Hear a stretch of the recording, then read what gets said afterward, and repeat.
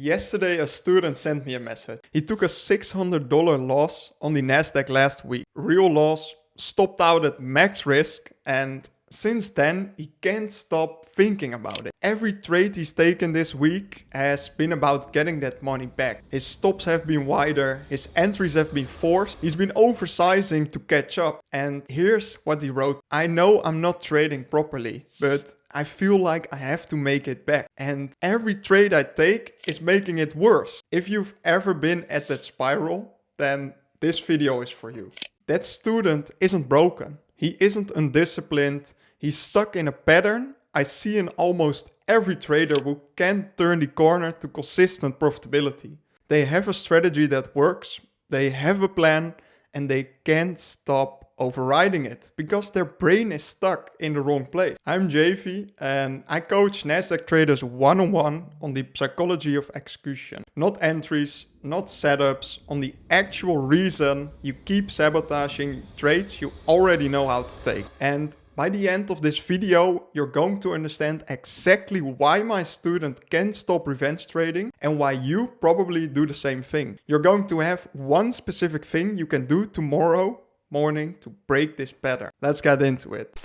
Let me tell you when I first understood this. I was about 18 months into trading, 50k, trading the Nasdaq exclusively because it was the only market I actually understood. Then one Wednesday morning at 9:30 open, everything changed. I took a normal short after the opening drive, rule-based entry. My stop was set for 500 risk on the trade. Price started ticking against me. 200, 300, 400. And I did something I hadn't done in months. I moved my stop just a few hundred wider just to give it room. Price kept going.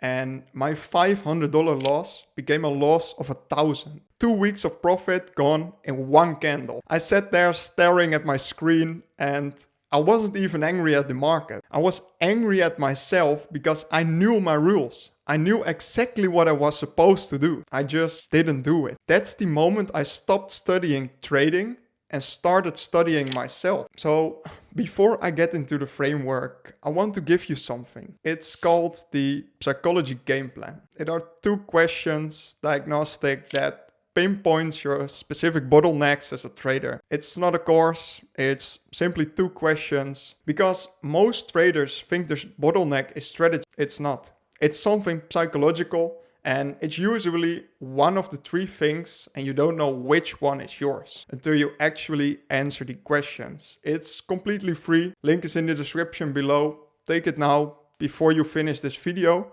because once you know your bottleneck, everything I'm about to say is going to hit differently. All right, let's talk about why this actually happened. So here's what I figured out after years of doing this to myself. Every moment you spend at your charts, your brain is in one of 3 places. It's the past, the present, and the future.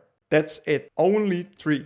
And when you're in the past, you're litigating trades that are already closed. The loss from Monday, the one you closed too early, the revenge you want on the market for last weeks of drawdown. That's the student I opened this video with. He's in the past. Every trade he takes is still about a $500 loss. When you're in the future, you're negotiating with outcomes that haven't happened yet. The 500 you need today, the trade that has to work. The account balance you want to see by Friday, that's me on that Wednesday morning. I wasn't present, I was in the future, terrified of taking that $500 loss. So I moved the stop. And in the present, you're doing the actual thing. You are reading the chart in front of you, executing on this specific trade. Now, here's the problem. You have 0 control over the past. 0. Whatever happened is done. And you have 0 direct control over the future. You can't will a trade to work. You can't force price to respect your level. The only thing you have any actual control over is what you're doing right now. Most traders spend almost none of their mental energy there. Think about the last trade you regret. The one where you knew better. Where was your head in the moment you made the wrong decision? I'll bet you it wasn't in the present. You were either in the past trying to make it back, a loss, or in the future panicking about what the outcome would be. You weren't at the trade, you were somewhere else.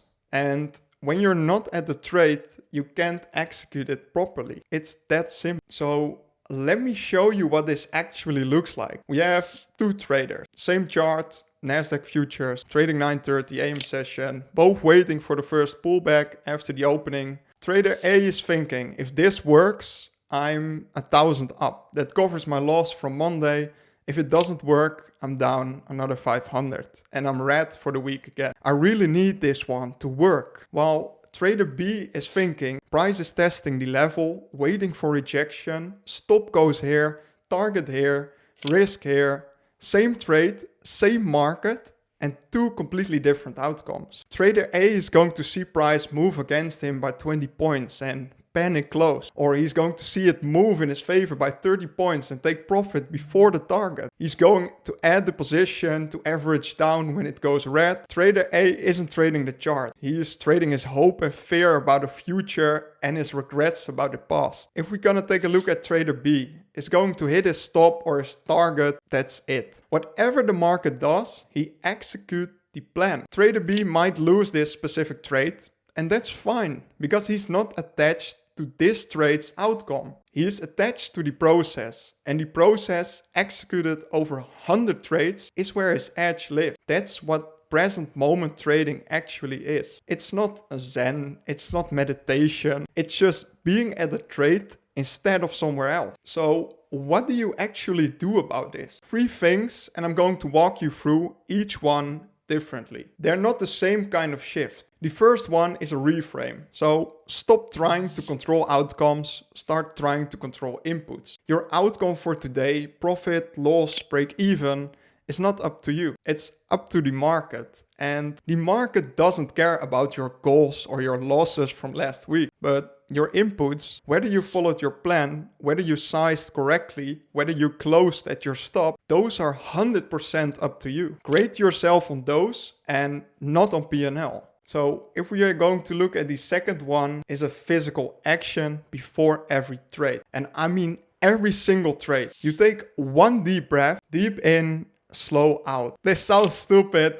It's not. That breath is the anchor that pulls you out of the past or future into the present. And if you skip it, you're going to enter the trade with your mind being somewhere else. Don't skip it. The third one is a question you ask yourself before you click buy or sell. Am I taking this trade because it matches my plan, or am I taking this trade because I want something to happen? If you can't answer the first part with a clean yes, then don't take the trade. That single question has saved me more money than every indicator I've ever used. So now here's what's weird about all of this. When you stop trying to force profit, you become more profitable. That sounds like a self-help cliche.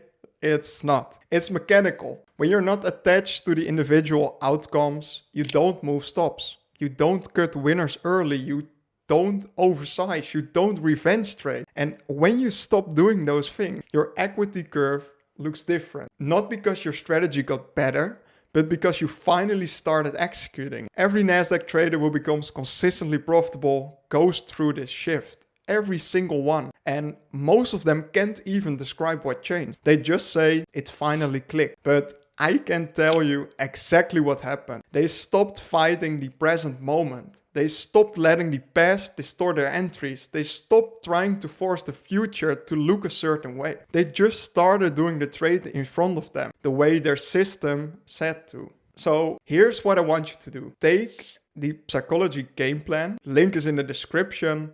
2 questions. Takes you 30 seconds and you'll know exactly what pattern you're stuck in, past, anchored, future, or something else, because you can't fix a bottleneck you can't name. And if you want to work on it at a deeper level, the actual patterns keeping you stuck, that's what we do in the Algo Blueprint. It's a one-on-one coaching program. We have currently a waiting list, but you can always sign up for when the doors open. Just take the game plan first. It's free, it works. And I want to all thank you for watching. Drop a comment below with this. Are you more stuck in the past or in the future when you trade? I will read every single comment and I might make a follow-up video breaking down the pattern that I see the most. Don't forget to like and subscribe, and I see you all in the next one.